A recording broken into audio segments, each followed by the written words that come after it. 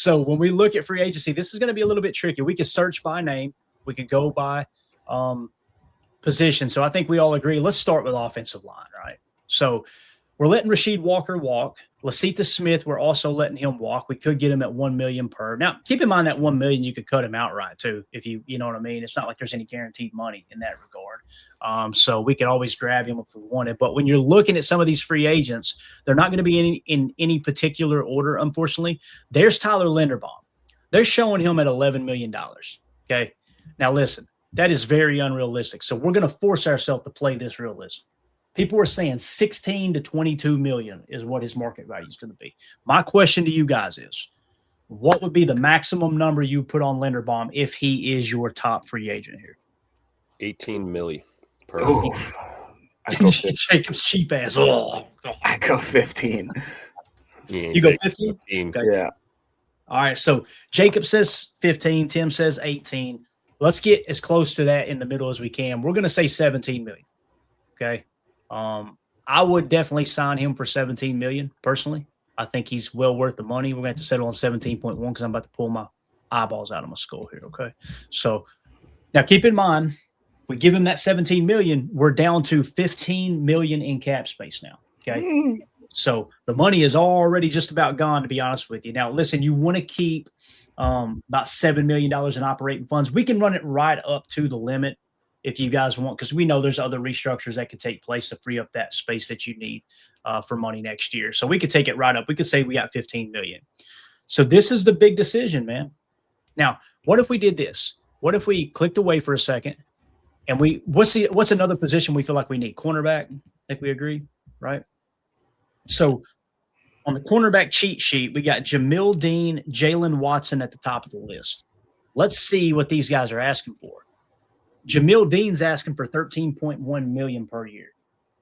So we could get him and Linderbaum and be under the cap, and we're done in free agency, right? Another player on my cheat sheet here that we liked was Jalen Watson. And you guys can go do your own research on why we like him. Now look at Jalen Watson. He's only $9 million per. Get him. See, that's to me, I would rather have Jalen Watson over Jamel Dean if it comes to those numbers holding true. And we only got the numbers we can go with here. We stick to the model, so we're going to roll with it. And Watson's on the right side of 30. Right. Jamel Dean is not. Great point, Tim. Great point. Now I think Asante Samuel is out here somewhere too. Probably just better to do this. Yeah, Asante Samuel. Now look at his number. We know that's not realistic at 2.7. But what if you went and got Asante Samuel Jr. at say $5 million per? So you could see where we could get two cornerbacks for the price of one. But keep in mind, defensive tackle is another position of need, right? So you're kind of narrowing it down. What do you want to do with this money? I feel like you got more options at cornerback than you do offensive line, personally. You know, Linderbaum's kind of that slam dunk dude, right? So if we jumped over to defensive line and looked at what was available, how would this look?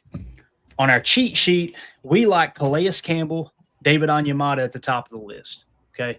So David Onyemata is showing $9.2 million. All right. Now, 34. What's that? It's 34. There you go. Right. And then Calais Campbell is 40 years old. He's showing 13 million. Now, I don't think it'll be that number. We can force the system to go down lower because it looks last year he signed for 5.5. So he's probably going to be no more than 7 million this year, I wouldn't imagine. So keep that in mind. All right. If you wanted to re-sign him. So the question becomes, what's the top priority, guys? Offensive line and Tyler Linderbaum. There's one other center we like in Connor McGovern as well, right? But do we go offensive line, defensive line, or cornerback? For time's sake, we have to make a decision right now. What's the first position we want to prioritize? It's just tough because I'm thinking ahead to the draft. And it's like, if we've done this, right? Let's say we don't go Linderbaum here, then we got to swing hard and fast for center. Reach. Reach for center in the draft. What is Connor McGovern's cap hit? Let's take a look real quick. Because he overall grade last year playing significant stats at a 28-year-old 6'5", 318 center. He was a 69.1 with a 65.2 run block rate and a 73.4 pass block rate. That's sixth in centers, 15th overall. They've got him at 12.9 million. That's what they got him listed at. Now I can cross check real quick, spot track, and just take a quick gander to make sure we're not missing something here. It might be a scenario where on Spot Track he is actually a little bit cheaper, and we'll meet in the middle. Obviously, we'll play this smart here. Connor McGovern, they're showing now market value $16.2 million. Jeez, oh Pete. So he's right up there now with our boy Linderbaum. Linderbaum is actually showing $17.7 million. So we're pretty realistic in that 17 number. So yeah, if we're only paying $1 million more for Tyler Linderbaum, I want Tyler Linderbaum. I don't know how you guys feel, but I agree. Yeah, I agree. Do we try and get Linderbaum in free agency and a corner? And then we go into the draft to get D tackle, right? Yeah. Like, and that, Tim, probably there's no scenario here where it's like, oh, that makes perfect sense. Right. We gotta kind of prioritize, right? And honestly, I think that's where some of us in the fan base disagree a little bit. There's a lot of people that think defensive tackle's top need. And I'm going, man, I really feel like center is your top need. Like, you've got to shore up that center position. So, and both answers, it's not like either of them are wrong. You can understand the argument to be made for both scenarios. But at the same time, it's like, why did you get your ass kicked last year? Trenches, both sides. It was both sides for sure. But, man, all we talked about all year was that offensive line. Like, Jordan Love played lights out with a bad offensive line. The running game was pretty much non-existent most of the year because of the run blocking. So it's tough, man. So I think what you could do here, if you kind of pinch some pennies, you could go Tyler Linderbaum and then try to go with a cornerback. Now, keep in mind, we already did get Trayvon Diggs. So the Jalen Watson signing to me is very, very appealing. It really is. I agree. I like that over an Asante Samuel Jr. Mm-hmm. Agreed. Yeah. All right, so we're going to go offensive line. We're going to sign Tyler Linderbaum to the $17 million that we talked about. Okay? Pay that man his money. We'll give him he's 26 years old. We'll go 4 years. All right. We're going to go $17 million. Of course, he's going to accept it because they're showing his value a lot less. We want it to be realistic here. So, bang, there that is. We've got Tyler Linderbaum. And now we hop back over to Let's look at D-line one more time here. Logan Hall, they're showing at $3.7 million. Okay. Yeah. That's one I would like to – he's an ascending player in my opinion. Now, if we go 26. Yeah, and if we go to not but Spot Track, they've got Logan Hall at 7.9. So realistically – he play the 3? What's that? Is he a 3 tech? Let's look real quick to see where his snaps were. To me, he's a smaller defensive tackle, so he probably is a 3 tech. He's not 6'6", 283. PFF had him listed as 66.8 overall grade. Yeah, he's and if you look at his grades, the thing that's appealing about Logan Hall is he's ascending. Like he's gotten better every year. His PFF grades, when you take a glance here, it's disappeared on me. Give me just a second here. Starting in 2023, a 52, 59, 66, right?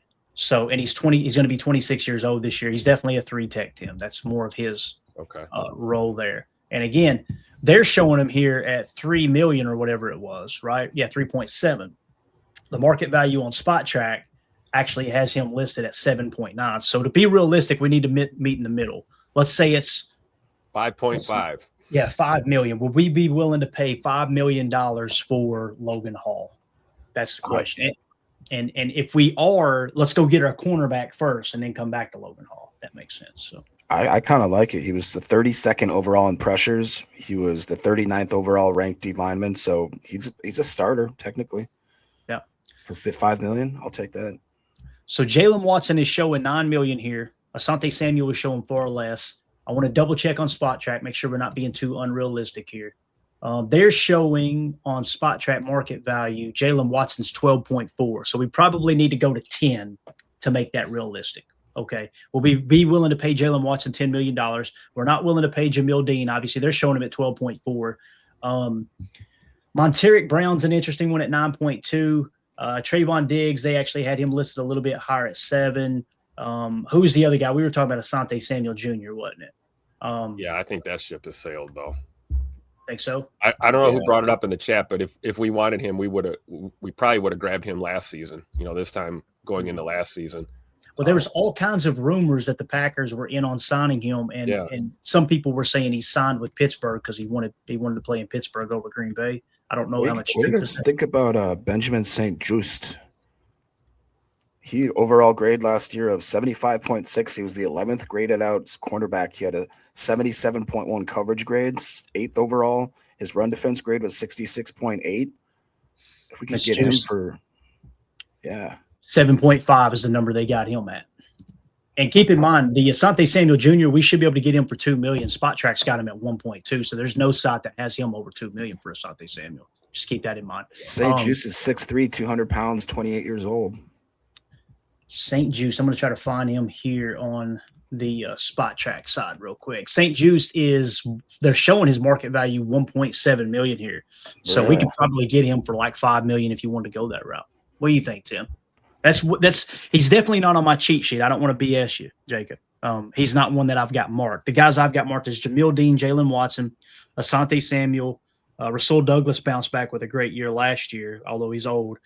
Joshua Williams, Woozier, McCreary, Monteric Brown, and then of course Trayvon Diggs, who we've already signed. So I'm not going to BS you and say, yeah, St. Just, I like him a lot, but I'm cool with signing him if that's who you guys want for sure. We realistically $5 million probably the mark we do there.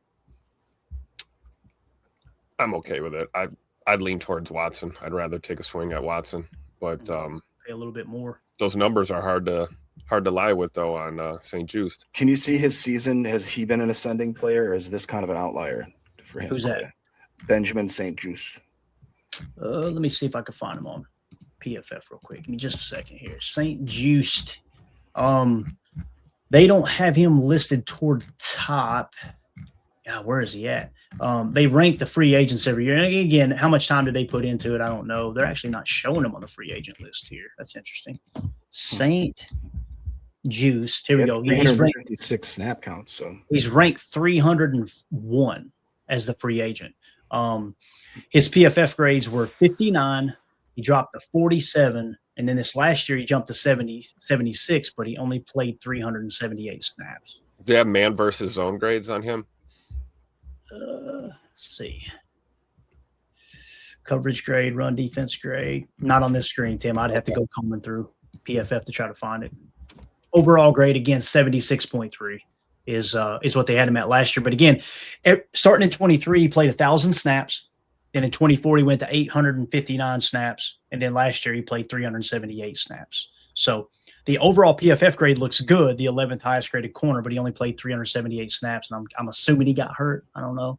But that's probably it. No. We are gonna make an offer to a corner here. We just need to. I think we got one. I'm voting Watson. Jacob's got St. Just. Talk about it. I'll talk about it for a minute, fellas. I think that I'd rather go with a little more steady Eddie. I'd probably go with Watson as well. Okay. So with J. Cole. I mean, they're both decent corners, though. That's why we're having this conversation. It'd be nice to find a scenario where you get both of them, but it's not going to happen. I mean, especially if he really is, if we could get him for like 3 or 4 a year, that would be a no-brainer for me. But yeah, I think if it's one or the other, I would pick Jalen Watson at this point. I think I'd probably be more comfortable doing that as well. We're going to have Clay break the tie here. What tie are y'all asking me to break here?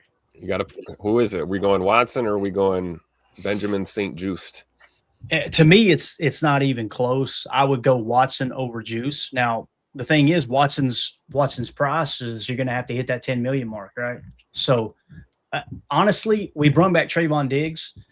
If we could get Asante Samuel at the 2 million, that's the one that kind of grabs my attention the most. But of all the top corners, if you were to kind of go all in at the cornerback position, my guy would be Jalen Watson, I believe. I feel like he would have the most impact on the room coming in as a first-time Packer. Yeah, and if we signed him at the 9 million that they're showing him at here, right? If we went that approach on, let's just say 2 years, you only got 6 million left in cap. So now you got to go try to get what we say a defensive tackle in Logan Hall, right? Is what we said, I believe. So that's it's either that or go cheaper at corner. And again, we're looking for an answer at cornerback. We're not looking just to, hey, let's get a guy in here to compete. You know what I'm saying? So, and we talked about the draft, right? Are we willing? How with no first round picks, how early are we willing to swing at corner in this draft class? Because if you don't go early, it's going to be slim pickings. Yeah.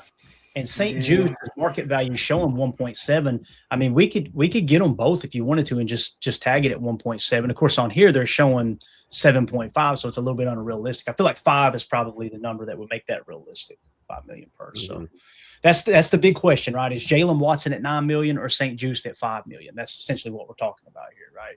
So with Jalen Watson at 9, you've still got enough cap to go get Logan Hall at the number that everybody's kind of showing. And again, he may blow that out of the water. I don't know, right?